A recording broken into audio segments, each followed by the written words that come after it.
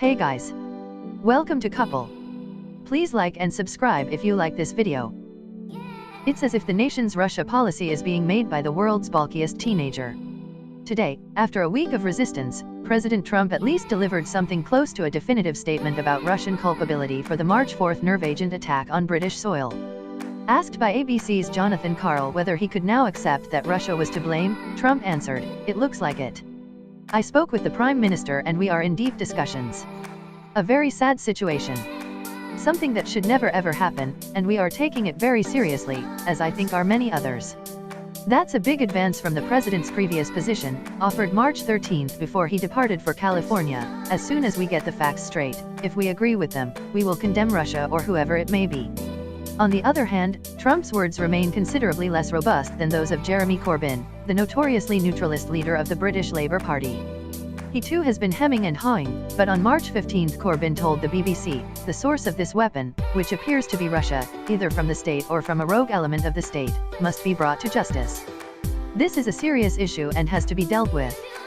Brought to justice is stronger language than Donald Trump has yet used, and when the President of the United States lags behind Corbyn, something strange is afoot upon the earth. Mid-morning on March 15th, the Treasury Department announced new sanctions against 19 named individuals and 5 Russian organizations. The sanctions would freeze any assets subject to U.S. jurisdiction, and generally prohibit U.S. persons from engaging in any transactions with those who were listed. The new sanctions list substantially overlaps with the 13 individuals and 3 organizations indicted by Special Counsel Robert Mueller. But the penalty seems hardly proportionate to the behavior the U.S. is protesting. Here's the Treasury statement. Today's action counters Russia's continuing destabilizing activities, ranging from interference in the 2016 U.S. election to conducting destructive cyber attacks, including the NotPetya attack, a cyber attack attributed to the Russian military on February 15, 2018 in statements released by the White House and the British government. This cyber attack was the most destructive and costly cyber attack in history. The attack resulted in billions of dollars in damage across Europe, Asia, and the United States, and significantly disrupted global shipping, trade, and the production of medicines.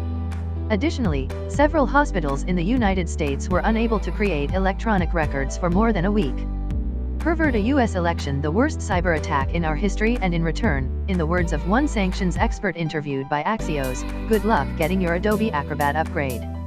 Over the past few days, there have been some tough words about Russia from individuals within the Trump administration, not only from the fired Secretary of State Rex Tillerson, but also National Security Advisor H.R. McMaster and Ambassador to the United Nations Nikki Haley.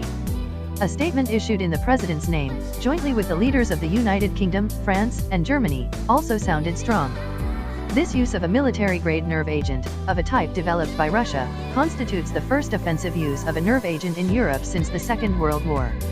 It is an assault on UK sovereignty, and any such use by a state party is a clear violation of the Chemical Weapons Convention and a breach of international law.